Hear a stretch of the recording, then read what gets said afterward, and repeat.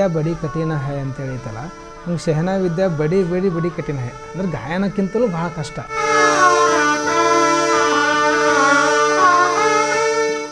ಈ D J ಜಮಾದಲ್ಲಿ shehnai work ಆಗತ್ತೆ ಅಂತ ನಿಮ್ಗೆ ಅನ್ಸಿತ್ತಾ? ಓಲ್ಡ್ ಈಸ್ ಗೋಲ್ಡ್ ಅಂತಾರಲ್ರಿ, ಅದು ಸಂಗೀತ ಯಾವಾಗಲೂ ಮುದ ನೀಡುವಂಥದ್ದು. ಈಗ ಡಿ ಜೆ ಬಂದೆ ಅಂತೇಳಿ ಇಂಪಾದ ಧ್ವನಿಯನ್ನು ಕೇಳೋದು ಯಾರೂ ಬಿಡೋದಿಲ್ಲ, ಧ್ಯಾನ ಮಾಡೋದು ಯಾರೂ ಬಿಡೋದಿಲ್ಲ. ಇದು ಒಂಥರ ಧ್ಯಾನ ಇದ್ದಂಗೆ ರೀ.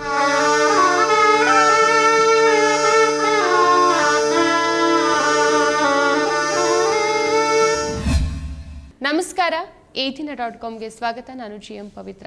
ಸನಾದಿ ಅಪ್ಪಣ್ಣ ಬಾಗಲಕೋಟೆಯ ಬಿಳಗಿಯಲ್ಲಿ ಜನಿಸಿದ ಮಹಾನ್ ಕಲಾವಿದರು.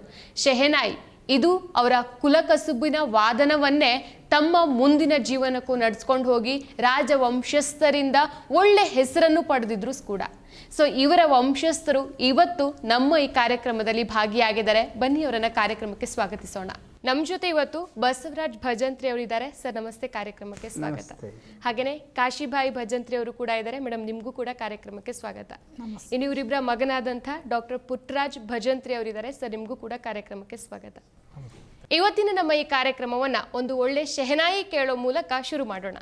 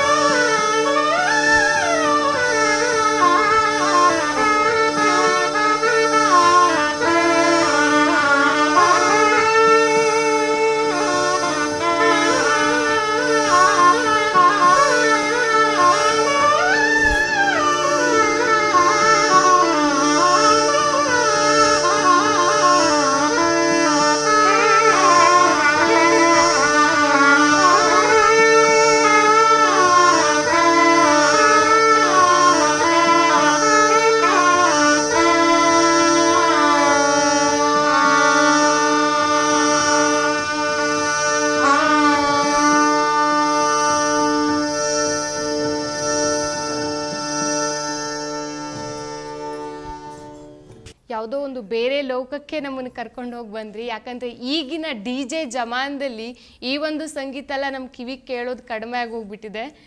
ಬಸವರಾಜ್ ಸರ್, ನಾನು ನಿಮಗೆ ಮೊದಲನೇದಾಗಿ ಕೇಳಬೇಕು ಅಂತ ಅಂದ್ಕೊಂಡೆ, ನಿಮ್ಮ ಮಗನಿಗೆ ನೀವು ಇದೇ ಮ್ಯೂಸಿಕಲ್ ಇನ್ಸ್ಟ್ರೂಮೆಂಟಲ್ಲಿ PhD ಮಾಡಿಸಿದ್ದೀರಾ. ಸಾಮಾನ್ಯವಾಗಿ ಎಲ್ಲ ತಂದೆ ತಾಯಿಗಳು ಅಂದ್ಕೊಳ್ಳೋದು ಏನಂತಂದರೆ ನನ್ನ ಮಗ ಡಾಕ್ಟರ್ ಆಗಬೇಕು, ಇಂಜಿನಿಯರ್ ಆಗಬೇಕು. ಬಟ್ ಆದರೆ ನೀವು ನಿಮ್ಮ ಮಗನಿಗೆ ಇದೇ ಒಂದು ಕಲೆಯಲ್ಲೇ ಮುಂದುವರ್ಸ್ಕೊಂಡು ಹೋಗಬೇಕು ಅಂತ ತೋರಿಸಿದರೆ ನಿಮ್ಗೆ ಯಾಕೆ ಆ ಇಂಟ್ರೆಸ್ಟ್ ಬಂತು ಅಂತ? ಅದು ನಾವು PhD ಮಾಡಿಸ್ಬೇಕಂತ ಹೇಳಿ ನಿದ್ದಿಲ್ಲ. ನಮ್ಮ ಮನೆತನ ಕಲೆ ಹಾಗೆ ಮೊದಲಿನಿಂದ ಬಂದಿದ್ದು. ಕಲೆ ಉಳಿಸ್ಬೇಕು, ಬೆಳೆಸ್ಬೇಕು, ನಮ್ಮ ಮನೆತನದ ಹೆಸರು ಕೊನೆಯವರೆಗೂ ಹಿರಿಯರು ಎಷ್ಟೋ ಕಾಲದಿಂದ ಈ ಕಲೆಯಿಂದನೇ ನಮ್ಮ ಮನೆತನ ಸನಾದಿಯವ್ರ ಮನೆತನ ಅಂಥೇಳಿ ಈಗಲೂ ಆಗಿನ ಪರಂಪರೆ ಈಗಲೂ ಹಂಗೆ ಮುಂದುವರ್ಸ್ಕೊಂಡು ಬಂದಿದ್ದೆವು. ಮುಂದೆ ಆನಂತರ ಅವನಿಗೆ B ಮ್ಯೂಸಿಕ್ಕು ಮ್ಯೂಸಿಕ್ಕು ಕಲ್ತು ಕೂಡಲೇ ಅವಂಗೆ PhD ಮಾಡ್ಬೇಕು ಅನ್ನೋದು ಒಂದು ಇಂಟ್ರೆಸ್ಟ್ ಬಂತು ಅವಂಗೆ. ಅದಕ್ಕೆ ಅವನು ಏನು ಮಾಡಿದ್ರಿ, ಅವನು PhD ಮಾಡಿದ. ಇವತ್ತಿಗೆ ಒಳ್ಳೆಯ ಹೆಸರು. ಶಹನಾಯಿನೂ ಅವನು ಮಾಡಿದ್ದು ಗಾಯನದಲ್ಲಿ. ಶಹನಾಯಿ ನಮ್ಮ ಮನೆತನದಿಂದ ಬಂದಿದ್ದು, ಅದನ್ನು ಅವನು ಮುಂದುವರ್ಸ್ಕೊಂಡು ಹೋದ. ಮೊದಲು ನಾವೇ ಗುರು, ನಂತರ ಏನಪ್ಪ ಅಂತಂದ್ರೆ ಬಸವರಾಜ್ ಹೆಡಿಗೊಂಡು ಅಂತ ಹೇಳಿ ತಿಳ್ಕೊಂಡು ದೊಡ್ಡ ವಿದ್ವಾಂಸರು ಅವ್ರ ಕಡೆ ಶಹನಾಯಿ ಕಲ್ತಾರೆ. ಮತ್ತು ಅದನ್ನು ಮುಂದುವರ್ಸ್ಕೊಂಡು ಹೊಂಟಾರ್ರಿ ಇವ್ರೆ. ಪುಟ್ಟರಾಜ್ ಅವರು, ಇವರು ಕೇವಲ ಬರೀ ಪುಟ್ಟರಾಜ್ ಅವರಲ್ಲ, ಡಾಕ್ಟರ್ ಪುಟ್ಟರಾಜ್ ಅವರು PhD ಕೂಡ ಮಾಡಿದ್ದಾರೆ. ಸರ್, ನಿಮಗೆ ಯಾವ ವಯಸ್ಸಲ್ಲಿ ಈ ಒಂದು ಶಹನಾಯಿ ಬಗ್ಗೆ ಇಂಟ್ರೆಸ್ಟ್ ಬಂತು? ನಾನು ಕೂಡ ಕಲಿಬೇಕು ಅಂತ ಅನಿಸ್ತು, ಇದ್ರ ಬಗ್ಗೆನೇ PhD ಮಾಡಬೇಕು ಅಂತ ಅನಿಸ್ತು? ನಾನು ಚಿಕ್ಕವನಿರುವಾಗಲೇ ನಮ್ಮ ತಂದೆ ತಾಯಿ ಅವರು ತಂದೆ ಶಹನಾಯಿ ವಾದನವನ್ನು ನೋಡಿ ನನಗೆ ಆವಾಗಲೇ ಅದನ್ನು ನಾನು ಶಹನಾಯಿ ಕಲಿಬೇಕು. ಸುಮಾರು ಎಷ್ಟು ವರ್ಷ ಸಣ್ಣವರಿದ್ರಿ? ವಯಸ್ಸೇನಾದರೂ ನೆನಪಿದೆಯಾ? ಒಂದು 6-7 ವರ್ಷ ಇರ್ಬೋದು ಅಷ್ಟೇ. ಇನ್ನೂ 1ನೇ ಕ್ಲಾಸಿಗೆ ಹೋಗ್ತಾ ಇರಲಿಲ್ಲ ನಾನು. ಆವಾಗಲೇ ಅವ್ರದ್ದು ಶಹನಾಯಿ ವಾದನ ನೋಡಿ ನಾನು ಹೀಗೆ ಬಾರಿಸ್ಬೇಕು ಅಂತ ಆಸೆ. ನಾ ಅಪ್ಪಾರ ಹಂಗೆ ಯಾರೂ ನುಡ್ಸಂಗಿಲ್ಲ ಅಂತ ನಂಗೆ ಆವಾಗ ಭಾವನೆ ಇತ್ತು. ಆದರೆ ಮತ್ತು ಮುಂದೆ ತಿಳುವಳಿಕೆ ಬಂದ ಮೇಲೆ ಅವ್ರಿಗಿಂತಲೂ ವಿದ್ವಾನ್ರು ಇದ್ದಾರೆ, ಚಲೋ ನುಡಿಸ್ತವ್ರು ಇದ್ದಾರೆ. ಅಲ್ಲಿ ಹೋಗಿ ಎಲ್ಲ ಅಭ್ಯಾಸ ಮಾಡಿದರೆ ಇನ್ನೂ ನಂಗೆ ಅದ್ರಾಗ ಒಳ್ಳೆಯ ಸಾಧನೆ ಮಾಡ್ಬೋದು ಅಂತ ಅನಿಸಿ ನಾನು ಸ್ಟಾರ್ಟಿಂಗ್ ನಾ ಅಪ್ಪರ ಹತ್ರ ಕಲಿತೆ. ಆನಂತರ B ಮ್ಯೂಸಿಕ್ ಗದಗ ಪುಟ್ಟರಾಜ ಗವಾಯಿಗಳ ಆಶ್ರಮದೊಳಗೆ ಅಲ್ಲಿ ಸಂಗೀತದೊಳಗೆ ಡಿಗ್ರಿ ರೀ ಅದು B ಮ್ಯೂಸಿಕ್ ಅಂತೇಳಿ. ಅದನ್ನು ಮಾಡ್ತಾ ಪಂಡಿತ್ ಬಸವರಾಜ್ ತಿರುಕಪ್ಪ ಭಜಂತ್ರಿ ಅವರಲ್ಲಿ ನಾ ಶಹನಾಯಿ ವಾದನವನ್ನು ಅಭ್ಯಾಸ ಮಾಡ್ತಾಯಿದ್ದೆ. ಧಾರವಾಡಕ್ಕೆ ಹೋಗಿ ಅವರಲ್ಲಿ 2 ಅಥವಾ 3 ದಿವಸ ಇದ್ದು ಶಹನಾಯಿ ಕಲಿತು ಮತ್ತು ಒಳ್ಳೆ B ಮ್ಯೂಸಿಕಲ್ಲಿ ವಾರಗಂಟಲೆ ನಾನು ಅಲ್ಲಿ ಕ್ಲಾಸಿಗೆಲ್ಲ ಹೋಗ್ತಿದ್ದೆ. ಹೆಂಗೆ ಮೇಡಮ್, ನೀವು ಹೇಳಿ, ನೀವೀಗ ಮದುವೆಗಿಂತ ಮುಂಚೆ ಈ ಒಂದು ಶಹನಾಯಿ ಬಗ್ಗೆ ಆಗಿರ್ಬೋದು ನಿಮಗೆ ಒಲವಿತ್ತಾ, ಅಥವಾ ಮದುವೆ ಆದಮೇಲೆ ನಿಮಗೆ ಇದ್ರ ಬಗ್ಗೆ ಒಲವು ಬಂದಿರೋದಾ? ಮದುವೆ ಆದಮೇಲೆ ನಿಮ್ಗೆ ಏನು ಅನಿಸುತ್ತೆ? ನಿಮ್ಮ ಮನೆಯವರು, ನಿಮ್ಮ ಮಗ ಜೊತೆಗೆ ನಿಮ್ಮ ಹಸ್ಬೆಂಡು ಇವರೆಲ್ಲರೂ ಸಹ ಇಷ್ಟು ಅದ್ಭುತವಾಗಿ ಗಾಯನವನ್ನು ನುಡಿಸ್ತಾರೆ, ನಿಮ್ಗೆ ಎಷ್ಟು ಖುಷಿ ಆಗತ್ತೆ? ನೀವು ಕೂಡ ಅದ್ರ ಒಂದು ಭಾಗವಾಗಿದ್ದೀರಿ, ಖುಷಿ ಆಗತ್ತೆ ನಿಮ್ಗೂ ಕೂಡ. ಈಗ ಮತ್ತೊಂದು ನಾನು ನಿಮ್ಗೆ ಕೇಳಬೇಕು, ನೀವು ಸನಾದಿ ಅಪ್ಪಣ್ಣನವರ ವಂಶಸ್ಥರು. ಸೊ ಮೊದಲನೇದಾಗಿ ನಮ್ಮ ಜೊತೆ ನೀವು ಸನಾದಿ ಅಪ್ಪಣ್ಣವ್ರ ಜೊತೆ ಯಾವುದಾದ್ರೂ ಒಂದು ಅವ್ರು ಕಳೆದಿರುವಂಥ ಒಂದು ದಿನಗಳಾಗಿರ್ಬೋದು, ಅದೇನಾದರೂ ನಿಮ್ಗೇನಾದರೂ ಗೊತ್ತಿದೆಯಾ ಸರ್? ಅದೇ ನೋಡ್ರಿ, ಅವರು ಮೊದಲ ಪ್ರಸಿದ್ಧ ಶಹನಾಯಿ ವಾದಕರು, ವಯಲಿನ್ ವಾದಕರು, ಮತ್ತು ಏನಪ್ಪ ಅಂತಂದ್ರೆ ಕೊಳಲೂ ಬಾರಿಸ್ತಿದ್ರಂತ ಅವರು. ಅಂದ್ರೆ ನಮ್ಮ ಅಜ್ಜವ್ರು ಹೇಳೋದು, ಅವರು ಮೊದಲು ಪಾರಿಜಾತದಲ್ಲಿ ವಯಲಿನ್ ಬಾರಿಸ್ತಿದ್ರಂದ್ರೆ. ಶಹನಾಯಿ ಇಂಥ ಇದರ ಕಾರ್ಯಕ್ರಮದಲ್ಲಿ, ಸಂಗೀತ ಕಾರ್ಯಕ್ರಮದಲ್ಲಿ ಸನಾದಿ ಜಾನಪದ ವಾದ್ಯ ಅದು ತಿರುಗಾಡಿ ಈ ಕೆಲವೊಂದು ಕಡೆ ಅವ್ರನ್ನೆಲ್ಲ ಕರ್ಕೊಂಡು ಹೋಗ್ತಿದ್ರು. ಆಗಿನ ಸಮಯದಲ್ಲಿ ಇಲ್ಲಿ ಮುಧೋಳ ಮಹಾರಾಜರಲ್ಲಿ ಅಲ್ಲಿ ಭಾಳ ದೊಡ್ಡ ಪಾರ್ಟಿಸಿಪ್ನಲ್ಲಿ ಹೆಸರು ಮಾಡಿದ್ದಾರೆ. ಮಾಲಿಂಗೇಶ್ವರ ತೇರ ಎಳಿ ಮುಂದೆ ಅಲ್ಲಿ ಪಾರ್ಟಿಸಿಪ್ ಮಾಡ್ತಿದ್ರು. ಅಲ್ಲಿ ಏನಪ್ಪ ಅಂತಂದ್ರೆ ಸ್ಪರ್ಧೆ ಒಳಗೆ ವಿಜೇತರಾದವರು.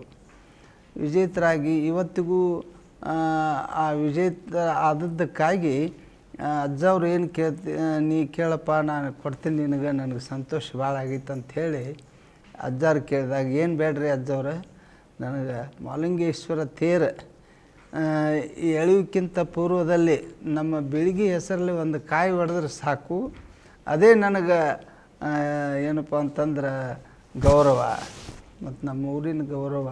ಈಗಲೂ ಆ ಪದ್ಧತಿನ ಆ ಪದ್ಧತಿ ಇನ್ನೂ ಮುಂದುವರ್ಸ್ಕೊಂಡು ಹೊಂಟಾರ ಅವರು. ಮತ್ತು ಅದರಂತೆ ಅವ್ರಿಗೆ ಆಸೆ ಆಕಾಂಕ್ಷೆಗಳು ಇರಲಿಲ್ಲ, ಕಲಾವಿದ ಅವನು. ಮತ್ತು ಮತ್ತು ಭಾಳ ದೇಸಾಯರು ದೊಡ್ಡ ದೊಡ್ಡ ಗೌಡರು ಕೊಲ್ಲಾಪುರ ಮಹಾರಾಜರ ತನಕನೂ ಅವ್ರು ಹೋಗಿ ಕಾರ್ಯಕ್ರಮ ಕೊಡ್ತಿದ್ರು ಅವರು. ಮುಧೋಳ ಮಹಾರಾಜರಲ್ಲಿ ಏನೇ ಕಾರ್ಯಕ್ರಮ ಇದ್ದರೂ ನಮ್ಮ ಅಜ್ಜವ್ರು ಚೆನ್ನಾಗಿ ಇದ್ದಿದ್ದಲ್ಲಿ.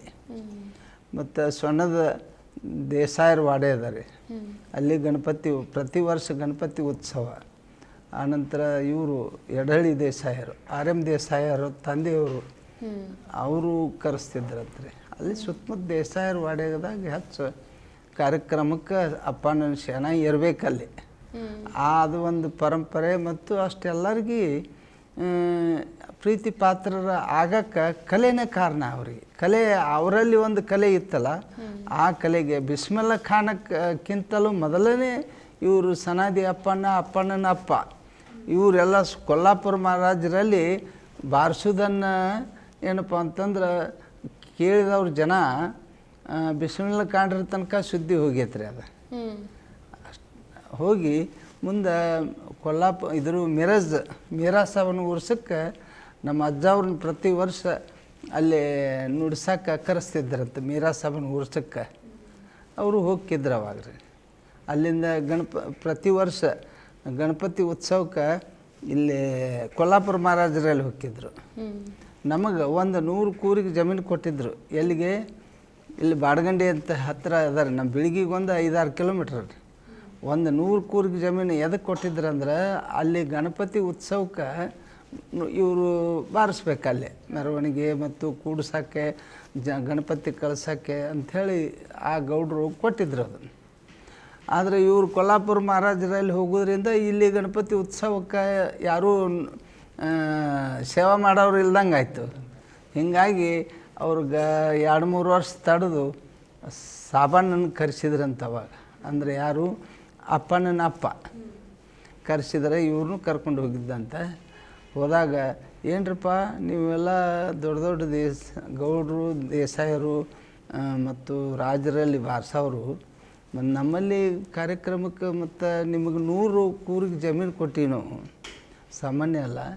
ಮತ್ತು ಈ ಥರ ಮಾಡಿದರೆ ಹೆಂಗೆ ನಾವು ಜಮೀನು ಕಸ್ಕೊತೀವಿ ಅಂದ್ರತ್ತ. ಅವಾಗ ನೋಡ್ರಿ ಅವ್ರಿಗೆ ದುಡ್ಡಿನ ಬಲ ಮತ್ತು ಜನರ ಬಲ ಇದರಿಂದ ಅವ್ರು ಹೆಂಗೆ ಮಾತಾಡಿದ್ರಂತ. ದೊಡ್ಡ ಗೌಡ್ರು ಅವರು ನೋಡ್ರಿ, ನಿಮ್ಮ ಹೊಲ ನಾವೇನು ಇಲ್ಲಿ ಜೇಬಿನಲ್ಲಿ ಹಾಕ್ಕೊಂಡ್ಬಂದೀವಿ, ನಿಮ್ಮ ಹೊಲ ಅಲ್ಲೇ ಐತೆ ನೋಡ್ರಿ ಅಂತ.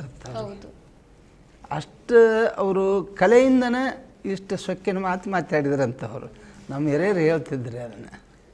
ಪುಟ್ಟರಾಜು ಅವ್ರಿಗೆ ಮತ್ತೊಂದು ಅಂತಂದರೆ, ನಾವು ಆ್ಯಕ್ಚುಲಿ ಸನಾದಿ ಅಪ್ಪಣ್ಣವ್ರನ್ನ ಒಂದು ಫೋಟೋದಲ್ಲಿ ನೋಡಿರೋದು. ಅದನ್ನು ಬಿಟ್ಟರೆ ಸನಾದಿ ಅಪ್ಪಣ್ಣ ಮೂವಿಯಲ್ಲಿ ಡಾಕ್ಟರ್ ರಾಜ್ಕುಮಾರ್ ಅವರನ್ನು ನೋಡಿ ಅವರಲ್ಲೇ ನಾವು ಸನಾದಿ ಅಪ್ಪಣ್ಣನ ನೋಡಿದ್ದು. ಸೊ ಆ ಮೂವಿ ನೋಡಿದಾಗ ನಿಮ್ಗೇನು ಅನ್ಸುತ್ತೆ? ಅದು ಮೂವಿ ಅಂದರೆ ಈಗ ಸನಾದಿ ಅಪ್ಪಣ್ಣವರು ಜೀವನ ಚರಿತ್ರೆ ಅದು ಅದ್ರಾಗ ಫಿಲ್ಮ್ದೊಳಗೆ ಹೆಂಗೆ ತೊಗೊಂಡಾರಂದ್ರೆ, ನಿಜವಾದ ಕತೆ ಸ್ವಲ್ಪ ಸಂಗೀತ ಮತ್ತು ಕತೆ ಅಂದಮೇಲೆ ಫಿಲ್ಮ್ ಅಂದಮೇಲೆ ಒಂದಿಷ್ಟು ಆ್ಯಸ್ ಇಟ್ ಈಸ್ ತೋರ್ಸೋಕೆ ಬರೋದಿಲ್ಲ. ಅದನ್ನು ಅದು ಮಾಡರ್ನ್ ಮಾಡ್ಕೊಂಡು ಅದು ಜನರಿಗೆ ಇಷ್ಟ ಆಗುವ ರೀತಿಯೊಳಗೆ ಸ್ವಲ್ಪ ವ್ಯತ್ಯಾಸ ಮಾಡ್ಕೊಂಡು ಮಾಡಿರ್ತಾರೆ. ಆದರೆ ಅವರು ಒಂದು ವಿದ್ವತ್ತು ನೋಡಿದರೆ ನಾನು ಆ ರೀತಿ ಆಗಬೇಕು, ಆ ಒಂದು ಪರಂಪರೆ ಮುಂದುವರಿಸ್ಬೇಕು ಅನ್ನೋದೇ ನನ್ನ ಒಂದು ಆಸೆ. ಹೀಗಾಗಿ ಆ ರೀತಿ ನಾನು ಮಾಡಬೇಕು ಅಂತ ಭಾವನೆ. ಸೊ ಈಗ ಸನಾದಿ ಅಪ್ಪಣ್ಣನಿಂದ ಅವರ ತಂದೆ ಕಾಲದಿಂದ ಶುರುವಾದಂಥ ಈ ಒಂದು ಶೆಹನಾಯಿಯನ್ನು ನೀವು ಸಹ ನಿಮ್ಮ ಮುಂದಿನ ಜನ್ರೇಷನ್ಗೆ ತಗೊಂಡು ಹೋಗ್ಬೇಕಂತ ಬಯಸ್ತೀರಾ? ಅವರಿಂದ ನೀವು ಕಲ್ತಿದ್ದು ಏನೇನಿದೆ ಅಂತ ಹೇಳ್ಬೋದಾ? ನಾವು ಪ್ರಾರಂಭದಲ್ಲಿ ತಬಲಾ ವಾದನವನ್ನು ನುಡಿಸ್ತಾ ಇದ್ದೆ. ಆ ತಬಲಾ ಫಸ್ಟಿಗೆ ಕಲ್ತಿದ್ದು, ಆನಂತರ ಗಾಯನ, ಹಿಂದೂಸ್ತಾನಿ ಶಾಸ್ತ್ರೀಯ ಸಂಗೀತ ಗಾಯನವನ್ನು ಕಲಿತೆ. ತದನಂತರದಲ್ಲಿ ಶೆಹನಾಯಿ. ಮೊದಲಿಗೆ ಈಗ ಯಾವುದೇ ನಾವು ಹಿಂದೂಸ್ತಾನಿ ಸಂಗೀತದೊಳಗೆ ಗಾಯಕರಾಗಬೇಕಾ ಅಥವಾ ಮತ್ತು ಯಾವುದೇ ಇನ್ಸ್ಟ್ರೂಮೆಂಟ್ ನುಡಿಸ್ಬೇಕಂದ್ರೆ ಮುಖ್ಯವಾಗಿ ನಾವು ತಬಲಾವನ್ನು ಕಲೀಲೇಬೇಕು. ಈ ಫ್ಲೂಟು, ಶೆಹನಾಯಿ ಗಾಯನ ಮಾಡ್ಬೇಕಂದ್ರೆ ಲಯ ಜ್ಞಾನ ಭಾಳ ಮುಖ್ಯ ಆಗ್ತದೆ, ತಾಳಜ್ಞಾನ ಭಾಳ ಮುಖ್ಯ ಆಗ್ತದೆ. ಹೀಗಾಗಿ ನಮಗೆ ಸ್ಟಾರ್ಟಿಂಗ್ ಎಲ್ಲ ಅದು ತಬಲಾ ಒಂದು 7-8 ವರ್ಷ ನಾನು ತಬಲಾನ ಬಾರಿಸಿದೆ ರೀ. ಅದಾದ ನಂತರ ನಾನು ನೆಕ್ಸ್ಟ್ ಗಾಯನಕ್ಕೆ ಬಂದೆ. ಗಾಯನದ ಒಂದು ಒಳ್ಳೆ ನಾಲೆಡ್ಜ್ ಬಂದ ಮೇಲೆ ಆನಂತರ ಶೆಹನಾಯಿ ವಾದನ ಶುರು ಮಾಡಿದೆ. ಹೀಗಾಗಿ ಮಿನಿಮಮ್ ಶೆಹನಾಯಿ ನುಡಿಸ್ಬೇಕಂದ್ರೆ ಲಯ ಪ್ಲಸ್ ರಾಗದ ಜ್ಞಾನ ಒಂದು 10-15 ವರ್ಷ ಅದರೊಳಗೆ ನಾವು ನುಡ್ತೇವೆ ಅಂದರೆ ಆನಂತರ ಶೆಹನಾಯಿ ಈಜಿ ಆಗುತ್ತೆ. 10-15 ವರ್ಷ ಸ್ವರ, ಅದು ಲಯಕಾರಿ, ರಾಗ ವಿಸ್ತಾರ, ಕಲ್ಪನೆ, ಖಯಾಲ್ ಅಂದರೆ ಇದು ಕಲ್ಪನೆ. ಹಿಂದೂಸ್ತಾನಿ ಸಂಗೀತದೊಳಗೆ ಕಲ್ಪನೆಗೆ ಹೆಚ್ಚು ಮಹತ್ವ ಇದೆ ರೀ. ನಾವು ಯಾವುದೇ ಒಂದು ರಾಗ ಹಾಡಬೇಕಂದ್ರೆ ಅದರಲ್ಲಿ ಸ್ವಲ್ಪ ಏನಿರ್ತದೆ ಆರೋಹ ಅವರೋಹ ಇರ್ತದೆ, ಆ ರಾಗದ ಚೌಕಟ್ಟು ಅಂತ ಇರ್ತದೆ, ಬಂದಿಶ್ ಅಂತ ಇರ್ತದೆ. ಅದು ಬಿಟ್ಟು ಆದಮೇಲೂ ನಾವು ಕಲ್ಪನೆಗೆ ಹೆಚ್ಚು ಅವಕಾಶಗಳು ಇರ್ತಾವ್ರಿ ಅದ್ರೊಳಗೆ. ಅದನ್ನು ನಾವು ಆ್ಯಸ್ ಇಟ್ ಈಸ್ ಶೆಹನಾಯಿ ವಾದನದಲ್ಲಿ ತರಬಹುದು. ಅದ ಆ ಪ್ರಯತ್ನವನ್ನು ನಾನು ನನ್ನ PhD ಅಧ್ಯಯನದೊಳಗೂ ಎಲ್ಲ ಮಾಡಿದ್ದೇನೆ. ಅದರ ಲೇಖನ ರೂಪದಲ್ಲಿಯೂ ನಾನು ಅದನ್ನು ಮಾಡಿದ್ದೇನೆ, ತೆಗೆದೇನೆ. ಬಸವರಾಜ್ ಸರ್, ಈಗ ನೀವು ಹೇಳಿ, ಸನಾದಿ ಅಪ್ಪಣ್ಣವರ ಮಕ್ಕಳು ಮೊಮ್ಮಕ್ಕಳು ಅವರೆಲ್ಲ ಎಲ್ಲಿದ್ದಾರೆ, ಹೇಗಿದ್ದಾರೆ? ಅವರೆಲ್ಲ ಅವರು ಗಂಡು ಮಕ್ಕಳು ಏನಿದ್ರಲ್ರಿ, ನಮ್ಮ ತಂದೆ ವಯಸ್ಸಿನವರು ಅವರು ಎಲ್ಲ ಅವ್ರು ಚಿಕ್ಕಂದಿನಿಂದನೇ ತೀರ್ಕೊಂಡ್ರು. ಅವರು ಸನಾದಿ ಅಪ್ಪಣ್ಣವರ ಮೊಮ್ಮಕ್ಕಳು. ಮಗ ಒಬ್ಬನೇ ರೀ, ಹನುಮಂತು ಅವ್ರಿಗೆ ಒಬ್ಬನೇ ರೀ. ಮತ್ತು ಅವ್ರಿಗೆ 6 ಮಂದಿ ಹೆಣ್ಮಕ್ಳು. ಅವರು ಇವರಿಬ್ಬರು ಗಂಡು ಮಕ್ಕಳು. ಇವರು ಬದುಕಲಿಲ್ಲ, ಹೆಣ್ಮಕ್ಳು ಬದುಕಿದ್ರು. ಈಗೀಗ 1-2 ವರ್ಷದಿಂದಲೂ ಹಿಂದಿನ ಆಚೆ ತೀರ್ಕೊಂಡ್ರು ಅವರೆಲ್ಲ. 6 ಜನ ಹೆಣ್ಮಕ್ಳು, ಯಾರೂ ಉಳಿದಿಲ್ರಿ. ಈಗ ನೀವು ಸನಾದಿ ಅಪ್ಪಣ್ಣವ್ರ ಕುಟುಂಬಕ್ಕೆ ಯಾವ ರೀತಿ ಸಂಬಂಧ ಆಗಬೇಕು? ಈಗ ನೋಡ್ರಿ, ಸಾಬಣ್ಣ ಒಬ್ಬ, ಅವಂಗ 2 ಗಂಡು ಮಕ್ಕಳು, ಬಾಪಣ್ಣ ಅಪ್ಪಣ್ಣ. ನಾವು ಬಾಪಣ್ಣನ ಮರಿ ಮೊಮ್ಮಗ, 4ನೇ ತಲೆಮಾರು. ಈಗ ಅಪ್ಪಣ್ಣಗೆ ಹೇಳಿದ್ನಲ್ಲ, ಅವರು 2 ಗಂಡು ಮಕ್ಕಳು ಮೊಮ್ಮಕ್ಕಳು ಹುಟ್ಟಿದ್ರು, ಅಲ್ಲಿಗೆ ಅವ್ರದ್ದು ಸಂತತಿ ಮುಗಿದು ಹೋಯ್ತ್ರಿ. ಈಗ ಹಾಗಿದ್ರೆ ಅವ್ರು ಯಾರೂ ಬದುಕಿಲ್ಲ? ಯಾರೂ ಬದುಕಿಲ್ರಿ, ಯಾರೂ ಇಲ್ಲ. ಅದನ್ನು ನಮ್ಮ ಅಜ್ಜನ ಅಪ್ಪಣ್ಣಗೆ ಪ್ರೋತ್ಸಾಹ ಕೊಟ್ಟು ಕಲಿಸಿ ಇದು ಮಾಡಿದವನು. ಮತ್ತು ಆಗಿನ ಕಾಲದಾಗೆಲ್ಲ ಅವ್ರು ನಿಮಗೆ ಹೇಳ್ಬೇಕಂದ್ರೆ ಆ ಮನೆ ಸಹಿತ ಅವರ ಕಟ್ಕೊಂಡಿದ್ರಿ. ಅದು ಹೆಂಗೆ ಕಟ್ಟಿದ ಅಂತಂದ್ರೆ, ನಮ್ಮ ಮನೆಯಲ್ಲಿ 1-2 ಕೊಡ ಬೆಳ್ಳಿ ರೂಪಾಯಿ ಇದ್ದಂಥವಾಗ ನಮ್ಮ ಅಜ್ಜ ಅಲ್ಲಿ ಹುಚ್ಚಪ್ಪಯ್ಯನ ಗದ್ದಿಗೆ ಐತ್ರಿ, ಆ ಗದ್ದಿಗೆ ಒಬ್ಬರು ಪೀಠಾಧಿಕಾರಿ ಇದ್ದ. ಅಂದ್ರೇನು, ಅವರು ಸಿದ್ಧಾಟಿಗೆ ಮಠದವರು. ಈ ಸರೆ ಕುಡಿದು ಗಾಂಜಾ ಸೇದುವುದು ಇಂಥ ಒಂದು ಸಂಪ್ರದಾಯದ ಮಠ ರೀ. ಆ ಮಠದ ಪೀಠಾಧಿಪತಿಗೆ ಜೋಡಿ ನಮ್ಮ ಅಜ್ಜ ಸರಿ ಬೇಸ ಅಂಥೇಳಿ ಆಡಿ 1 ಕೊಡ ದುಡ್ಡನ್ನು ಅವ್ರಿಗೆ ಸೋತು ಬಿಟ್ನಂತ್ರಿ. ಸೋತು ಕೂಡಲೇನ ಅಪ್ಪಣ್ಣ ಅವಾಗ ಸಿಟ್ಟಿಗೆದ್ದು ಬ್ಯಾರೆ ಆದವ. ಏನಂತ, ಈ ರೀತಿ ನೀನು ಮಾಡಿದೆ, ನಮ್ಮ ಹಿರಿಯರ ಆಸ್ತಿ ಎಲ್ಲ ನಾವು ಗಳಿಸಿದ್ದು ಹಾಳು ಮಾಡಿದ್ದರಿಂದ ಅವತ್ತಿಗೆ ಬ್ಯಾರಾಗಿ ಏನು ಮಾಡಿದ, ತನ್ನಲ್ಲಿ ಇರ್ತಕ್ಕಂಥ ಹಣ ಅದನ್ನು ಅಷ್ಟು ಇದು ಮಾಡಿಕೊಂಡು ಒಂದು ದೊಡ್ಡ ಮನೆ ಕಟ್ಕೊಂಡ. ಆನಂತರ ಒಂದು 10-12 ಎಕರೆ ಜಮೀನು ತೊಗೊಂಡ. ಮುಂದೆ ಮಗನಿಗೆ ವಿದ್ಯಾ ಕಲಿಸಿದ, ಈ ವಿದ್ಯೆ ಬೇಡ ಅಂಥೇಳಿ. ಗೊತ್ತಾತ್ರಿ? ಹೀಗಾಗಿ ಆ ಪರಂಪರೆ ಏನೈತ್ರಿ ನೋಡ್ರಿ, ಈ ಶೆಹನಾಯಿ ಪರಂಪರೆ ಅವನಲ್ಲಿ ನಿಂತು ಬಿಡ್ತೆ ಅಲ್ಲಿಗೆ, ಅಪ್ಪಣ್ಣನ ಮಗನ ಹನುಮಂತನಿಂದ. ಮತ್ತೊಂದಂತಂದ್ರೆ, ನಾವೀಗ ಸನಾದಿ ಅಪ್ಪಣ್ಣ ಮೂವಿಯಲ್ಲಿ ನೋಡಿದ ಪ್ರಕಾರ ಅಪ್ಪಣ್ಣವರ ಮಗ ಹನುಮಂತ್ ಅವರಿಗೆ ಈ ಒಂದು ಶೆಹನಾಯಿಯಲ್ಲಿ ಇಂಟ್ರೆಸ್ಟ್ ಇದ್ದಿರ್ಲಿಲ್ಲ ಅಂತ ತೋರಿಸಿದ್ದಾರೆ. ಅದ್ರ ಬಗ್ಗೆ ಏನು ಹೇಳ್ತೀರಾ? ಇಂಟ್ರೆಸ್ಟ್ ಯಾಕಿರಲಿಲ್ಲ ಅಂತ ಹೇಳಿದ್ನಲ್ಲ ನಾನು. ಅಪ್ಪಣ್ಣನೇ ತನ್ನ ಮಗನಿಗೆ ಈ ವಿದ್ಯೆ ಕಲಿಸ್ಬಾರ್ದು, ಸರಾಯಿ ಕುಡಿಯುವುದು ಮತ್ತು ಇಂಥವೆಲ್ಲ ಆಟ ಆಡುವುದು, ನನ್ನ ಮಗ ಏನಾಗಿ ಕೆಟ್ಟು ಹೋಗ್ತಾನೆ, ಅದರಂತೆ ಅವರು ಹೆಂಡತಿನೂ ಕೂಡ ಹೇಳಿ ಸಾಯ್ತಿರ್ತಾಳಕ್ಕೆ, ನನ್ನ ಮಗನಿಗೆ ಈ ಶೆಹನಾಯಿ ವಿದ್ಯೆ ಹಚ್ಚಬೇಡ, ಅವಂಗ ಸಾಲಿ ಕಲಿಸ. ಅಪ್ಪಣ್ಣವರ ಹೆಂಡತಿ ಗೊತ್ತಾತ್ರಿ? ಹಿಂಗಾಗಿ ಏನಾಗಿಬಿಟ್ಟದ, ಅದು ಇಂಟ್ರೆಸ್ಟ್ ಅವ್ರಿಗೆ ಇದರ ಮೇಲೆ, ಈ ವಿದ್ಯಾದ ಮೇಲೆ ಹೋಗಿತ್ತು. ಆದರೂ ಕೂಡ ಅವರು ಈ ಚರ್ಮವಾದ್ಯ ನುಡಿಸ್ತಿದ್ರು ಅವರು.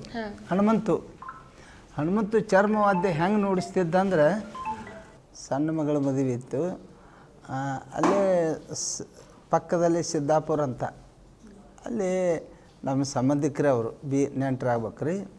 ಅವರು KSRTC ಡಿಪೋ ಮ್ಯಾನೇಜರ್ ಇದ್ದರು. ಅವ್ರಿಗೆ ನಮ್ಮ ಸಣ್ಣಕ್ಕಿನ ನಿಶ್ಚಯ ಆಗಿ ಕಾರ್ಯಕ್ರಮ ಕರೆಸಿದ್ರು. ಅವರು ಬಂದು ನಿಶ್ಚಯ ಕಾರ್ಯ ಮಾಡೋ ಮುಂದೆ ಸ್ವತಃ ಹನುಮಂತನೇ ತಾಸೆ ಬಾರಿಸಿದ್ದನ್ನು ನಾನು ನೋಡಿದೆ. ಹನುಮಂತು ಮತ್ತು ಮುಂದೆ ಮದುವೆ ಆದ ತಕ್ಷಣನೂ ಕೂಡ ಮದುವೆಯಲ್ಲಿ ಕೂಡ ತನ್ನ ಮಗಳ ಮದುವೆಯಲ್ಲಿ ತಾಸೆ ಬಾರಿಸೋದನ್ನು ನಾನು ನೋಡಿದೆ. ನನ್ನ ಎದುರಿಗೆ ನಾವು ಯಾವ ಸರ್ವಸಾಧಾರಣ 15-16 ವರ್ಷನವ್ರು ಇರ್ಬೇಕು ನಾನು ಅವಾಗ. ಪಕ್ಕ ತಿಳುವಳಿಕೆ ಇತ್ತು. ಅಂದ್ರೆ ಈಗ ಸಿನಿಮಾದಲ್ಲಿ ಏನು ತೋರಿಸಿದ್ರು ಅಷ್ಟೆಲ್ಲ ವಿರೋಧಿ ಆಗಿರಲಿಲ್ಲ. ಹಾಂ, ಆಮೇಲೆ ಈಗ ಮತ್ತೊಂದು ಕ್ವಶನ್ ಸರ್, ಈಗ ಅಪ್ಪಣ್ಣ ಅವ್ರದ್ದು ಕೊನೆ ದಿನಗಳು ಯಾವ ರೀತಿ ಇತ್ತು? ನೋಡ್ರಿ, ಅಪ್ಪಣ್ಣನವ್ರದ್ದು ವಯಸ್ಸಾದ ಕೂಡಲೇ ಹಿಂಗಲ್ರಿ. ಈಗ ಯಾಕೆ ನಮಗೂ ವಯಸ್ಸಾಗಿದೆ, ಈಗ ಅವ್ರ ವಯಸ್ಸು ಆ ರೀತಿ ಆಗ್ಬೇಕಾದ್ರೆ ಏನಪ್ಪ ಅಂತಂದ್ರೆ ಕಲೆ ನಿಂತು ಹೋಯ್ತು. ಕಲೆ ನೋಡ್ಸೋಕೆ ಆಗೋದಿಲ್ಲ ವಯಸ್ಸಾದ ತಕ್ಷಣ. ಮುಂದೆ ದುಡ್ಡಿನ ತೊಂದರೆ ಇರುತ್ತೆ ರೀ. ಹಿಂಗಾಗಿ ಅವರೇನು ಅವ್ರ ಮಗ ನೌಕರಿ ಇದ್ದಲ್ಲ, ಅನಗವಾಡಿ ಗ್ರಾಮದಲ್ಲಿ ಬೀಟ್ ಆಫೀಸರ್ ಅಂತ ಹೇಳಿದ್ರು ಅವರು ಇದ್ದಾಗ, ಅಲ್ಲಿ ಅವರು ಇರ್ತಿದ್ದರು ಮಗನ ಜೊತೆಗೆ ಇದ್ದಾಗ. ಪ್ರತಿ ತಿಂಗಳಿಗೆ ₹1 ಕೊಡ್ತಿದ್ರಂತವ್ರು. ಯಾರು ನಮ್ಮ ಹನುಮಂತ ಅಜ್ಜನೇ ಹೇಳಿದ ಮಾತಿದು, ನಮ್ದು ಅಲ್ರಿ, ಅದು ಅವರೇ ಹೇಳಿದ ಮಾತಿದು. ಮುಂದೆ ಅವರು ಪ್ರತಿ ದಿವಸ ಅನಗವಾಡಿ ಘಟಪ್ರಭಾ ನದಿಗೆ ಜಳಕಕ್ಕೆ ಹೋಗ್ತಿದ್ರಂತವ್ರು. ಜಳಕ ಮಾಡಿ ಬರೋ ಮುಂದೆ ಒಂದು ಪ್ಯಾಸೆಂಜರ್ ಗಾಡಿ ಅವ್ರ ಹಿಂದಿನ ಬ್ಯಾಕ್ ಸೈಡ್ ಬಡಿದು ಕೆಳಗೆ ಬಿದ್ದು ಪೆಟ್ಟಾಗಿ ಏನಪ್ಪ ಅಂತಂದ್ರೆ ಅವ್ರದ್ದು ಇದು ಫಲಿಸದೆ, ಆರೋಗ್ಯ ಟ್ರೀಟ್ಮೆಂಟ್ ಫಲಿಸದೆ ಬೆಳಗ್ಗೆ ದವಾಖಾನೆಗೆ ಬರೋದ್ರೊಳಗೆ ತೀರ್ಕೊಂಡ್ರು ಅವರು. ಹಿಂಗಾಗಿ ಅವಾಗ ಅವರು ಎತ್ತಿನ ಗಾಡಿಯಲ್ಲೇ ಹೋಗ್ಬೇಕ್ರಿ, ಎತ್ತಿನ ಗಾಡಿಯಲ್ಲೇ ಹಾಕ್ಕೊಂಡು ಹೋಗಿದ್ರು ಅವರು. ನಮ್ಮ ಅಪ್ಪ ಅವರು ನಮ್ಮ ಅಜ್ಜರು ಹೇಳಿದ ಮಾತಿದು. ಪುಟ್ಟರಾಜ್ ಅವರು ಮತ್ತೊಂದು ಅಂತಂದರೆ, ಈಗ ಸಾಮಾನ್ಯವಾಗಿ ನಿಮ್ಮ ಜನ್ರೇಷನ್ನು ಟ್ರೆಂಡ್ ಜನ್ರೇಷನ್ ಚೇಂಜ್ ಆದಂತೆ ಏನೋ ಒಂದು ಎಕ್ಸೈಟ್ಮೆಂಟ್ಸ್ ಆಗಿರ್ಬೋದು, ಆ ಹಳೆ ಮ್ಯೂಸಿಕ್ಕಿಂದ ಹೊಸ ಮ್ಯೂಸಿಕ್ಗೆ ಅಪ್ಡೇಟ್ ಆಗೋದಾಗಿರ್ಬೋದು, ಈಗೆಲ್ಲ DJ ಜಮಾನ ಬಂದುಬಿಟ್ಟಿದೆ. ಸೊ ಈ DJ ಜಮಾನದಲ್ಲಿ ಶಹನಾಯಿ ವರ್ಕ್ ಆಗುತ್ತೆ ಅಂತ ನಿಮ್ಗೆ ಅನಿಸಿತ್ತಾ, ಅಥವಾ ಈಗಾದರೂ ಅನ್ನಿಸ್ತಾ ಇದೆಯಾ ವರ್ಕ್ ಆಗತ್ತೆ ಇದೆಲ್ಲ ಅಂತ? ಹೌದು ಅನ್ನಿಸ್ತಾ ಇದೆ. ಹೇಗೆ? ಓಲ್ಡ್ ಈಸ್ ಗೋಲ್ಡ್ ಅಂತಾರಲ್ರಿ, ಅದು ಸಂಗೀತ ಯಾವಾಗಲೂ ಮುದ ನೀಡುವಂಥದ್ದು. ಈಗ ಇದು ಇಂಪಾದ ಧ್ವನಿ ಯಾರಾದರೂ ಕೇಳ್ಬೇಕಂತ ಅನಿಸ್ತದೆ ಯಾವಾಗಾದರೂ. ಈಗ DJ ಬಂದೆ ಅಂತೇಳಿ ಇಂಪಾದ ಧ್ವನಿಯನ್ನು ಕೇಳೋದು ಯಾರೂ ಬಿಡೋದಿಲ್ಲ, ಧ್ಯಾನ ಮಾಡೋದು ಯಾರೂ ಬಿಡೋದಿಲ್ಲ. ಇದು ಒಂಥರ ಧ್ಯಾನ ಇದ್ದಂಗೆ ರೀ. ಸಂಗೀತ ಅಂದರೆ ಓಂಕಾರ ನಾದದ ಕೂಸು ಅಂತ್ರಿ. ಓಂ ಅಂತೇಳಿ ಅಂತ ಇದ್ರೆ ಹೆಂಗೆ ಮನಸ್ಸು ಶಾಂತಿ ಇರ್ತದೆ, ಹಂಗೆ ಸಂಗೀತ ಕೇಳ್ತಾ ಇದ್ದರೆ ಮನಸ್ಸು ಯಾವಾಗಲೂ ಒಂದು ಶಾಂತ ಸ್ವರೂಪದೊಳಗೆ ಇರ್ತದೆ. ಹೀಗಾಗಿ ಇಂಟ್ರೆಸ್ಟ್ ಪಡ್ತಾರೆ ಯಾರಾದರೂ ಕೇಳಿದರೆ. ಹಂಗೆ ನಾನು ಅದನ್ನು ಮುಂದುವರ್ಸ್ಕೊಂಡು ಹೋದರೆ ಇನ್ನೂ ಚೆನ್ನಾಗಿರ್ತದೆ. ಮನೆತನದಿಂದ ಬಂದು ಕಲೆಯನ್ನು ಮುಂದುವರಿಸಬೇಕು ಅನ್ನೋ ಒಂದು ಭಾವನೆಯಿಂದ ಅದನ್ನು ನಾನು ನೋಡಿಸ್ತಾ ಇದ್ದೇನೆ. ಈಗ ಸುಮಾರು ವರ್ಷಕ್ಕೆ ನೀವು ಎಷ್ಟು ಪ್ರೋಗ್ರಾಮ್ಗಳನ್ನ ಕೊಡ್ತೀರಾ? ಸುಮಾರು ಸರ್ಕಾರಿ ಕಾರ್ಯಕ್ರಮಗಳು ಮತ್ತು ಸಂಸ್ಥಾ ಕಾರ್ಯಕ್ರಮಗಳು, ಮದುವೆ ಮುಂಜುವೆ ಅಂತ ಹೇಳಿದ್ರು ಒಂದು 10-20 ಕಾರ್ಯಕ್ರಮ ಅಂತೂ ವರ್ಷಕ್ಕೆ ಆಗ್ಬೋದು. ಬಸವರ ಸರ್, ನೀವು ನಿಮ್ಮ ಕಾಲದಲ್ಲಿ ಒಂದು ವರ್ಷಕ್ಕೆ ಸುಮಾರು ಎಷ್ಟು ಕಾರ್ಯಕ್ರಮಗಳನ್ನ ಕೊಡ್ತಾ ಇದ್ರಿ? ಒಂದು ವರ್ಷಕ್ಕೆ ಒಂದು 200-300 ಕಾರ್ಯಕ್ರಮ ಕೊಡ್ತಿದ್ದೀವಿ ರೀ. ಈಗ ಅಷ್ಟು ಕಡಿಮೆ ಆಗ್ಲಿಕ್ಕೆ ಕಾರಣ ಏನು ಅಂತ ಏನಾದರೂ? ಈಗ ಕಾರಣ ಕಲಾವಿದರು ಕಡಿಮೆ ಆಗ್ಯಾರ. ನಿಮ್ಗೆ ಹೇಳ್ಬೇಕಂದ್ರೆ ಈಗ ತುಟ್ಟಿ ಎಲ್ಲ ಪ್ರತಿಯೊಂದು ಅವಾಗ ಏನು ಮಾಡ್ತಿದ್ರಿ, ನಮ್ಮನ್ನು ಹಚ್ಚಬೇಕಾದ್ರೆ ಅವಾಗ ಆಯಾ ಇತ್ತು. ವಾಲಿಕಾರ ಗೌಡ್ರು, ಕುಲಕರ್ಣಿಯವರು, ಊರು ಹಿರಿಯರು, ಇವರು ಎಲ್ಲ ಕರೆದ್ರೆ ಹೋಗ್ಬೇಕು ನಾವು. ಅವ್ರೇನು ಬರೀ ಚಾ ಕಷ್ಟ ಕೊಡ್ತಿದ್ರು. ಮುಂದೆ ಆಯಾದ ಹೊಲದಾಗ ನಮಗೆ ಜೋಳ, ತೆನಿ, ಆನಂತರ ಗೋಧಿ, ಹಿಂಗೆ ಹೊಲದಾಗ ಏನು ಬೆಳಿತಾರೆ ಅದನ್ನೆಲ್ಲ ಕೊಡ್ತಿದ್ರು ನಮಗೆ. ಈಗ ಯಾವುದೂ ಇಲ್ಲ, ಈಗ ದುಡ್ಡಿನ ಮೇಲೆ ರೀ. ಮತ್ತು ಹಿಂಗಾಗಿ ಏನಾಯ್ತು, ಅದು ಅವಾಗ ಹೊಲಕ್ಕೆ ಹೋಗಿ ಇವನ್ನೆಲ್ಲ ತಿರುಗಾಡಿ ಕಲೆಕ್ಟ್ ಮಾಡಿ ತೊಗೋಬೇಕಾಗಿತ್ತಲ್ಲ. ಬರ್ತಾ ಸುಧಾರಣೆ ಆಯ್ತು, ಜನಸಂಖ್ಯೆ ಸುಧಾರಣೆ ಆಗಿ ಅವನ್ನೆಲ್ಲ ಬಿಟ್ಟರು. ಅವ್ರು ಕೊಡೋದು ಬಿಟ್ಟರು, ಇವ್ರು ತೊಗೊಳೋದು ಬಿಟ್ಟರು. ಈಗೇನಾಗ್ಬಿಟ್ಟೈತೆ ರೀ ಎಲ್ಲ, ಈಗ ಈ ಕಡೆ ದುಡ್ಡು ಕೊಟ್ಟರೆ ಈ ಕಡೆ ಕೆಲಸ, ಹಿಂಗಿರೋದ್ರಿಂದ ಇವು ರೈತರಿಗೆ ಇವೆಲ್ಲ ದುಡ್ಡು ಕೊಟ್ಟು ಏನು ಸಂಪ್ರದಾಯ ಅದ ಅವನ್ನೆಲ್ಲ ಮಾಡೋಕ್ಕಾಗೋದಿಲ್ಲ. ಈಗ ಅವರು ಏನು ಮಾಡಿಬಿಟ್ರು, ಸುಮ್ಮನೆ ಹಂಗೆ ಸಾಂಪ್ರದಾಯಿಕವಾಗಿ ಏನು ಇಂಥ ಎಲ್ಲ ವಾದ್ಯಗಿದ್ದು ಹಚ್ಚೋದು ಬಿಟ್ಟರು ಅವರು. ಈಗ ಮತ್ತೊಂದಂತಂದ್ರೆ ನಿಮ್ಮ ಜನ್ರೇಷನಲ್ಲಿ ಸುಮಾರು ನಮ್ಮ ಕರ್ನಾಟಕದಲ್ಲಿ ಅಥವಾ ನಿಮ್ಮ ಊರುಗಳ ಸುತ್ತಮುತ್ತ ಸುಮಾರು ಎಷ್ಟು ಜನ ಶಹನಾಯಿ ನುಡಿಸ್ತಾ ಇದ್ರು? ನಮ್ಮಲ್ಲಿ ಭಾಳ ಜನ ಇದ್ರಿ. ಪ್ರತಿ ಒಂದು ನಮ್ಮ ತಾಲೂಕಿನಲ್ಲಿ ಒಂದು 10-15 ಜನ ಇದ್ರು. ತಾಲೂಕಿನಲ್ಲೇ 10-15 ಜನ? ಹಾಂ, ಅಂದ್ರೆ ಫೇಮಸ್ ನುಡ್ಸೋರು. ಅದೇ ಫೇಮಸ್. ಫೇಮಸ್ ಈ ಥರ ಇವೆಲ್ಲ ಸಾಗುವಳಿಗಾಗಿ ನುಡ್ಸೋರು ಭಾಳ ಮಂದಿ ಇರ್ತಾರೆ. ಅದೇನು 1 ಪದ 2 ಪದ 1 4-5 ಪದ ಕಲಿತು ಅಷ್ಟೇ ದೇವ್ರ ಕೆಲಸಕ್ಕೆ ಅಥವಾ ಸಾವು ಅವು ಇವು ಒಟ್ಟು ಕೆಲಸಗಳನ್ನು ಮುಂದುವರಿಸ್ಕೊಂಡು ಹೋಗೋದು. ಈಗ ಸುಮಾರು ಎಷ್ಟಿರ್ಬೋದು ಅಂತ ಏನಾದರೂ ಅಂದಾಜಿದೆಯಾ? ಈಗ ಸುಮಾರಾಗಿ ಒಂದು 7-8 ಜನ ಅಷ್ಟೇ ಉಳ್ದಾರೆ. ಅಷ್ಟೇನಾ? ಅಷ್ಟೇ. ಅಂದ್ರೆ ಅಲ್ಲಿಂದ ಇಲ್ಲಿಗೆ ಕುಸಿತಾ ಇದೆ ಅಂತ ಆಯ್ತು ನಮ್ಮ ಕಲೆ. ಕುಸಿದಾಗ ಹೋಗಿದ್ರಿ, ಪೂರ್ಣ ಕುಸಿದಿದೆ ಕಲೆ. ಈಗ ಯಾಕೆ ಕುಸಿತ ಅಂತ ಹೇಳಿದೇವಲ್ರಿ, ರೈತರು ಅವರು ಜೋಳ ಕೊಟ್ಟರೆ ಈಗ ಜೋಳ ನಡೆಯಂಗಿಲ್ಲಲ್ರಿ, ಅದನ್ನು ಹೋದ ಅಂಗಡಿಗೆ ಹಾಕಿ ಮಾರಬೇಕು. ಈಗ ದುಡ್ಡು ಕೊಟ್ಬಿಡ್ತಾರೆ. ಹೀಗಾಗಿ ಈಗೇನು ಮಾಡಿಬಿಟ್ರು, ಅವಾಗ ಜೋಳದಿಂದನ ಜನ ಏನಾಯ್ತು ಇಂಥ ಕಲೆ ಕಲಿದು ಬಿಟ್ರು. ಅವರು ಎಲ್ಲ ದುಡ್ಡು ಕೊಡಲ್ಲಿ ಹೋಗಕ್ಕೆ ಹತ್ತಿಬಿಟ್ರು. ಈಗ ದುಡ್ಡು ಕೊಡೋದ್ರಿಂದ ಈ ನಮ್ಮ ಉದ್ಯೋಗ ಬಿಡಾಕತ್ತಿದ್ರು ಅವರು. ಬೇರೆ ಉದ್ಯೋಗದಲ್ಲಿ ಇವತ್ತು ಮುಂಜಾನೆ ಕೆಲ್ಸಕ್ಕೆ ಹೋದ್ರೆ ಸಾಯಂಕಾಲ ದುಡ್ಡು ಕೊಡ್ತಿದ್ರು. ದುಡ್ಕೊಂಡು ತಿನ್ನೋ ಜನ ಜಾಸ್ತಿ ಅಲ್ರಿ ನಮ್ಮಲ್ಲಿ. ಹೀಗಾಗಿ ಏನಾಗಿಬಿಡ್ತು, ಇದ್ರ ಮೇಲೆ ಇಂಟ್ರೆಸ್ಟ್ ಕಡಿಮೆ ಆಗಿಬಿಡ್ತಾರೆ ಅವರು.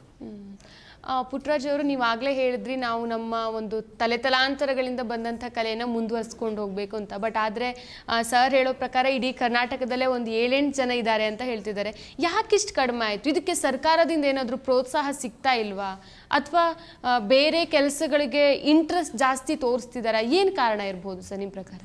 ಇದು ಕಠಿಣವಾದಂಥ ವಾದ್ಯ ರೀ.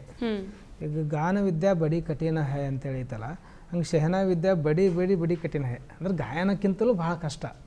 ಇದಕ್ಕೆ ಶ್ವಾಸ ಕಂಟ್ರೋಲ್ ಭಾಳ ಮುಖ್ಯ ಆಗ್ತದೆ. ಇದು ಒಂದು ರೀತಿ ಹೆಂಗಪ್ಪ ಅಂದ್ರೆ ಅತ್ತಾರೇನಿದ್ದಂಗೆ ರೀ. ಅತ್ತಾರೇನಂದರೆ ದೊಡ್ಡ ದೊಡ್ಡವ್ರು ಅಷ್ಟೇ ಹಚ್ಕೊತಾರೆ. ಅದು ಇವು ಜಾನಪದ ಸಂಗೀತ ಹೆಂಗಂದ್ರೆ ಕೊಬ್ಬರಿ ಏನಿದ್ದಂಗೆ ಎಲ್ಲರಿಗೂ ಬೇಕು ಡೈಲಿ ಯೂಸ್ಗೆ. ಹಂಗೆ ಇದು ಕಷ್ಟ ಆಗ್ಬಿಡ್ತೈತಿ. ಇದನ್ನು ಕಲಿಯೋದು ಕಷ್ಟ ಆಗುತ್ತೆ, ಇದನ್ನು ಕರೆಸೋದು ಕಷ್ಟ ಆಗುತ್ತೆ, ಇದನ್ನು ಮುಂದುವರ್ಸ್ಕೊಂಡು ಹೋಗೋದನ್ನು ಕಷ್ಟ ಆಗ್ತದೆ. ಹೀಗಾಗಿ ಶಹನಾಯಿ ಕಲಿಬೇಕಪ್ಪ ಅಂದ್ರೆ ಮಿನಿಮಮ್ ಒಂದು 8-10 ವರ್ಷ ಸಂಗೀತ ಅಭ್ಯಾಸ ಮಾಡಿರ್ಬೇಕು ಅವರು. ರಾಗ ತಾಳಗಳ ಅಭ್ಯಾಸ ಮಾಡಿ ಆನಂತರ ಇದು ನುಡಿಸಿದರೆ ಸುಸ್ಥಿರವಾಗಿ ನುಡಿಸ್ಬೋದು. ಹೀಗಾಗಿ ಇಷ್ಟೆಲ್ಲ ಕಷ್ಟಪಟ್ಟು ನುಡಿಸಿ ಅದರಿಂದ ಬರೋದೂ ಹಣ ಭಾಳ ಕಡಿಮೆ. ಒಂದು ಪ್ರೋಗ್ರಾಮ್ಗೆ 10-15 ಸಾವಿರ ಕೊಡ್ಬೋದು ಅಷ್ಟೇ. ಅವು ಈಗೆಲ್ಲ ಚಲೋ ಹೆಸರಿದ್ದರೆ ಕೊಡ್ತಾರೆ, ಇಲ್ಲಾಂದ್ರೆ ಮತ್ತೆ 4,000-5,000 ಕೊಟ್ಟಿವಂತೆ. ಹೀಗಾಗಿ ಇದ್ರಾಗ ಏನಾಗ್ಬಿಡ್ತೈತಿ ರೀ, ಜೀವನ ಇಲ್ಲ ಅಂಥೇಳಿ ನಮ್ಮ ಜನ ಏನು ಮಾಡ್ತಾರೆ, ಬೇರೆ ಬೇರೆ ಉದ್ಯೋಗ ಹುಡ್ಕೊಂಡು ಇದನ್ನು ಕಲೆಯನ್ನು ಬಿಟ್ಟುಬಿಟ್ಟಿದ್ದಾರೆ. ಹಿಂಗೆ ನಮ್ಮ ಮನೆತನದಿಂದ ಬಂದಂಥ ಕಲೆ ನಾನು ಉಳಿಸ್ಬೇಕು, ಇದನ್ನು ಬೆಳೆಸಬೇಕು ಅನ್ನೋ ಉದ್ದೇಶದಿಂದ ನಾನು ಕಂಟಿನ್ಯೂ ಮಾಡ್ತಾಯಿದ್ದೇನೆ. ಈಗ ನಿಮಗೆ ಸರ್ಕಾರದಿಂದ ಏನಾದರೂ ಸೌಲಭ್ಯಗಳು ಸಿಗ್ತಾ ಇದೆಯಾ?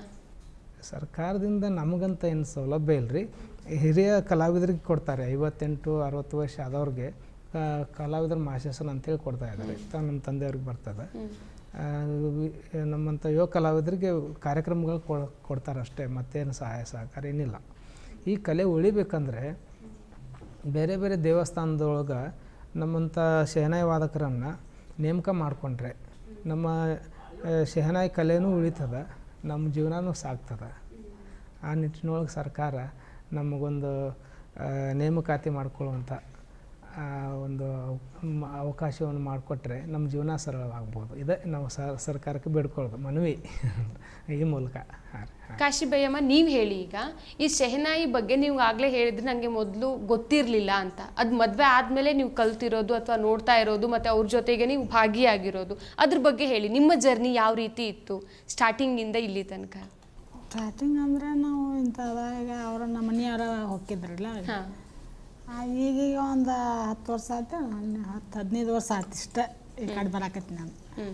ಆಗ ಹೊಲ ಮನೆ ಕೆಲಸ ಹಿಂಗೆ ಇದಕ್ಕೆ ಹೋಗಿದ್ರಲ್ಲ, ಹುಡುಗರು ಸಣ್ಣರಿದ್ರಲ್ಲ ಮಕ್ಕಳು ಎಲ್ಲ ಜೋಪಾನ ಮಾಡ್ಕೊಳ್ಳೋದು, ಅಲ್ಲೇ ಕೆಲ್ಸಕ್ಕೆ ಹೋಗೋದು, ಇದನ್ನ ಮಾಡ್ತಿದ್ದೀವ. ಮನೆ ನೋಡ್ಕೊಳ್ಳೋದು ಇಷ್ಟ ಮಾಡ್ಕೊತಿದ್ದೀವಿ. ಈಗ ನಮ್ಮ ಮನೆಯವರು ನಮಗೆ ಹೋಗಕತ್ತಾನ ಸ್ವಲ್ಪ ಇದು ಬಾರಿಸೋದು ಅಂತೇಳಿ ಕರ್ಕೊಂಡು ಈಗ ಹೊಂಟಾರೆ. ನೀವು ಯಾವತ್ತಾದರೂ ಅದನ್ನು ಟ್ರೈ ಮಾಡಿದ್ರಾ ಶಹನಾಯಿ ಬಾರಿಸ್ಲಿಕ್ಕೆ? ಹಾಂ, ನಾವು ಇದೊಂದೇ ಬಾರಿಸ್ತೀವ್ರಿ, ಅವರು ಸೊನಾಯಿ ಬಾರಿಸ್ತಾರೆ. ಅಲ್ಲ, ನೀವು ಯಾವತ್ತಾರು ಅದನ್ನು ಬಾರಿಸಿದ್ರ ಅಂತ, ಶಹನಾಯಿ ಬಾರಿಸಿದ್ರ ಅಂತ? ಅದೇನು ಇಲ್ಲ, ಇನ್ನು ಟ್ರೈ ಮಾಡಿಲ್ಲ ನೀವು.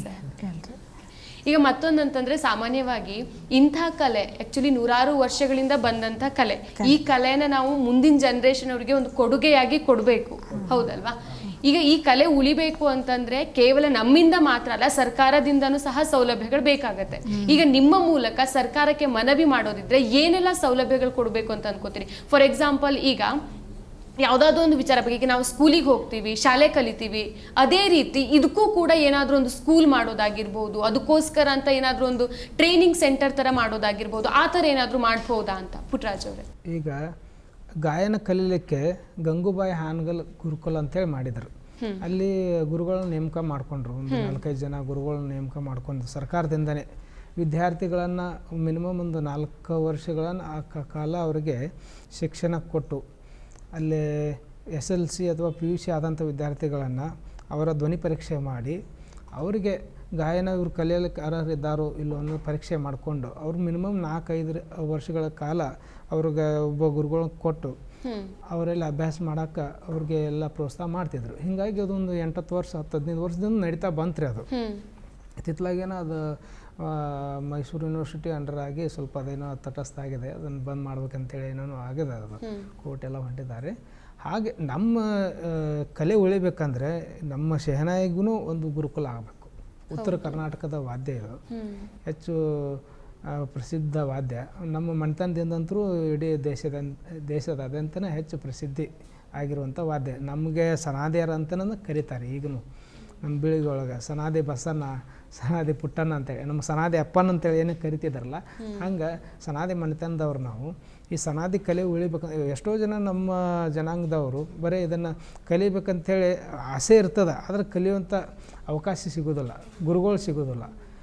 ಈಗ ಎಷ್ಟೋ ಜನ ಬರೀ ಗಾಯನ ಅಷ್ಟೇ ಕಲಿತಾರೆ, ತಬಲಾ ಕಲಿತಾರೆ, ಹಾರ್ಮೋನಿಯಂ ಕಲಿತಾರೆ, ಬೇರೆ ಬೇರೆ ವಾದ್ಯ ಕಲಿತಾರೆ. ಈ ಶೆಹನಾಯಿ ಕಲಿಬೇಕಂದ್ರೆ ಇದು ಸ್ವಲ್ಪ ಸಂಗೀತ ಕಲಿತ ನಂತರ ಇದು ಶೆಹನಾಯಿ ವಾದ್ಯ ಬಾರಿಸಲಿಕ್ಕೆ ಬರೋದ್ರಿಂದ ಮಿನಿಮಮ್ ಆಗಿ ಒಂದು 4-5 ವರ್ಷರ ಗುರುಗಳ ಹತ್ರ ಇದ್ದು ಕಲಿಬೇಕಲ್ಲ. ಹೀಗಾಗಿ ಗುರುಕುಲ ಅಂತೇಳಿ ಒಂದು ವ್ಯವಸ್ಥೆ ಆದರೆ ಶೆಹನಾಯಿ ಕಲಿಯುವಂಥವ್ರಿಗೆ ಒಂದು ಒಳ್ಳೆಯ ಅವಕಾಶ ಮಾಡಿಕೊಟ್ಟಂಗೆ ಆಗ್ತದೆ ಸರ್ಕಾರದಿಂದ. ಹೇಳಿ ಸರ್, ನೀವೇನೋ ಹೇಳ್ತಾ ಈಗ ಪ್ರಾಥಮಿಕ ಹಂತದಿಂದಲೇ ಈ ಸಂಗೀತ ಕಲಿಬೇಕ್ರಿ ಅವ್ರು. ಹಂಗಂದ್ರೆ ಚಿಕ್ಕವರಿದ್ದಾಗಿನಿಂದಲೇ ಕಲ್ತ್ರೆ ಈ ವಿದ್ಯೆ ಮುಂದೆ ಬೆಳೆದು ಒಂದು ಜನರಿಗೆ ಪ್ರೋತ್ಸಾಹ ಸಿಗುವಂಗೆ, ಜನರಿಗೆ ಆನಂದ ಆಗುವಂಗೆ ಸಂಗೀತ ಯಾವುದೇ ಇವತ್ತು ಜಾನಪದ ಆಗಲಿ, ಇವತ್ತು ವಾದ್ಯ ಸಂಗೀತ ಆಗಲಿ, ಇವತ್ತು ಗಾಯನ ಸಂಗೀತ ಆಗಲಿ, ಅಥವಾ ಒಂದು ಸಾಹಿತ್ಯ ಆಗಲಿ, ಈ ಕಂಠ ಶುದ್ಧ ಆಗ್ಬೇಕಾದ್ರೆ ಇದಕ್ಕೇನಾಗಬೇಕು, ಪ್ರತಿ ದಿವಸ ಸಾಧನೆ ಬೇಕ್ರಿ. ಹಂಗೆ ಪ್ರಾಥಮಿಕ ಹಂತದಿಂದ ಪ್ರಾರಂಭ ಮಾಡಿದ್ರೆ ಅವ್ರೇನು ಕಲಿತಾರಪ್ಪ ಅಂತಂದ್ರೆ ಒಳ್ಳೆ ಕಲಾವಿದರಾಗ್ತಾರೆ, ಕಲೆ ಉಳಿತಾವ್ರಿ. ಅಂದರೆ ಹೈಸ್ಕೂಲ್ಗಿಂತ ಪ್ರಾಥಮಿಕ ಶಾಲೆ 7ನೇ ವರ್ಗ ಅಥವಾ 6ನೇತೆಯಿಂದ ಚಾಲು ಮಾಡಿದ್ರಂತೂ ಭಾಳ ಚಲೋ. 5ನೇ ವರ್ಗದಿಂದ ಹಿಡ್ಕೊಂಡು ಎಲ್ಲಿ ತನಕ ಅವರು BA ಮ್ಯೂಸಿಕ್ MA ಮ್ಯೂಸಿಕ್ ಕಲಿ ತನಕನೂ ಅದನ್ನು ಸರ್ಕಾರ ಶಾಲೆ ಒಳಗೆ ಪಠ್ಯೇತರ ವಿಷಯ ಹಾಕ್ಕೊಂಡು ಕಲಿಸಿದ್ರೆ ಇದು ಏನಾಗ್ತದೆ, ಸಂಗೀತ ಕಲಿತದೆ. ಈ ಸಂಗೀತ ಉಳಿಬೇಕಾದ್ರೆ, ಈ ಸಂಗೀತವನ್ನು ಬೆಳೆಸ್ಬೇಕಾದ್ರೆ ಪ್ರತಿಯೊಂದು ದೇವಸ್ಥಾನ, ಪ್ರತಿಯೊಂದು ಏನಪ್ಪ ಅಂತಂದ್ರೆ ಇಲಾಖೆ ಒಳಗೆ, ಪ್ರತಿಯೊಂದು ಇದ್ರೊಳಗೆ ನೇಮಕ ಮಾಡ್ಕೋಬೇಕು ಇವ್ರನ್ನ. ಬರೀ ಕಲಿಸಿದ್ರು ಮುಂದೆ ಅವ್ರಿಗೆ ಉಪಜೀವನ.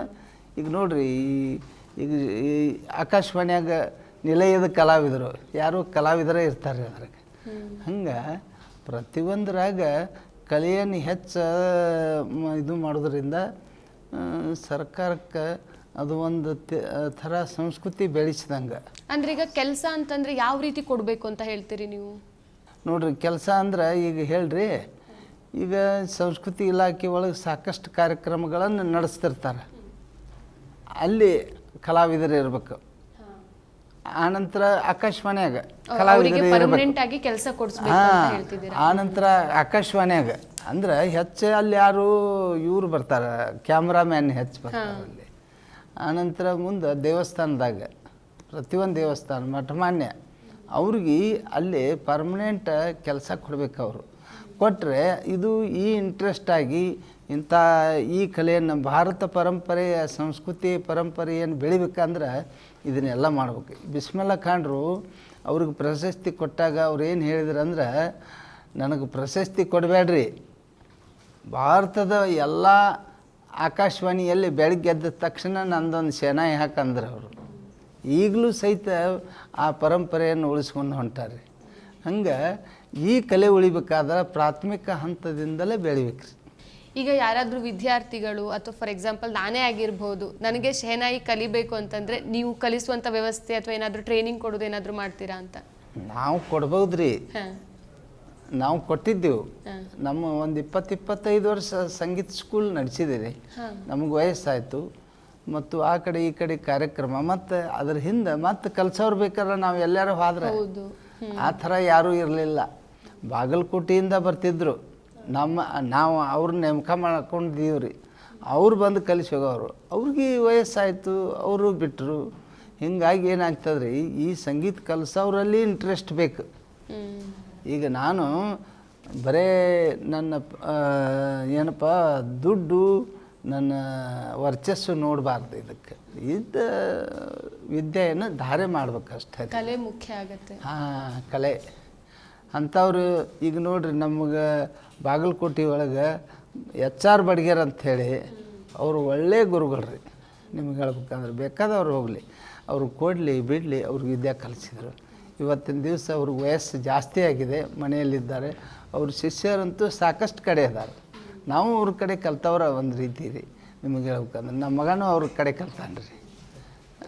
ಅಂದರೆ ನೀವು ಈ ಮೂಲಕ ಈ ಒಂದು ಶೆಹನಾಯಿ ವಾದ್ಯವನ್ನು ಮುಂದಿನ ಜನ್ರೇಷನ್ಗೆ ಅಥವಾ ಮುಂದಿನ ಪೀಳಿಗೆ ತಗೊಂಡು ಹೋಗಬೇಕು ಅಂದರೆ ಸರ್ಕಾರದ ಒಂದು ಪ್ರೋತ್ಸಾಹ ಬೇಕಾಗತ್ತೆ. ಸರ್ಕಾರದಿಂದ ಒಂದು ಕೆಲಸದ ಒಂದು ಜವಾಬ್ದಾರಿ ಇರತ್ತೆ.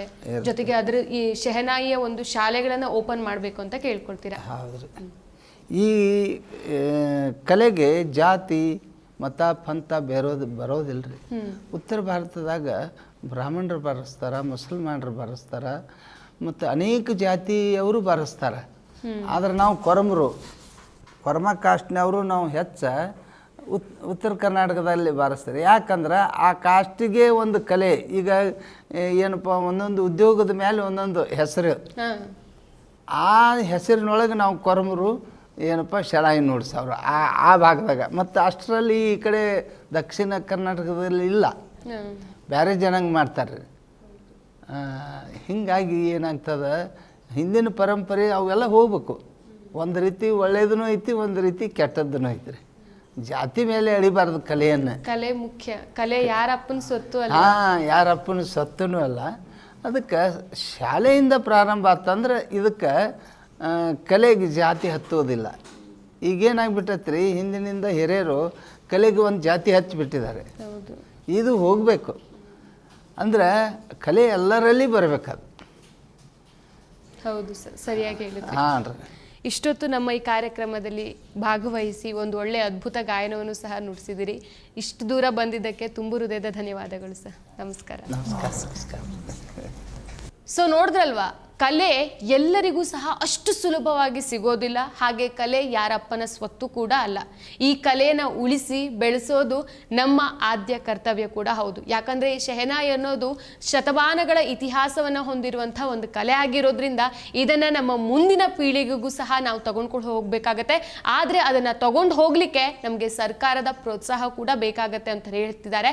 ಅವರಿಗೆ ಏನೆಲ್ಲ ಪ್ರೋತ್ಸಾಹಗಳು ಬೇಕೋ ದಯವಿಟ್ಟು ಸರ್ಕಾರಗಳು ಅದನ್ನು ಮುತುವರ್ಜಿ ವಹಿಸಿ ಕೊಡಬೇಕು ಅಂತ ನಾವು ಈ ದಿನ.com ಮೂಲಕ ಕೇಳ್ಕೊಳ್ತಾ ಇದ್ದೇವೆ. ನಮಸ್ಕಾರ.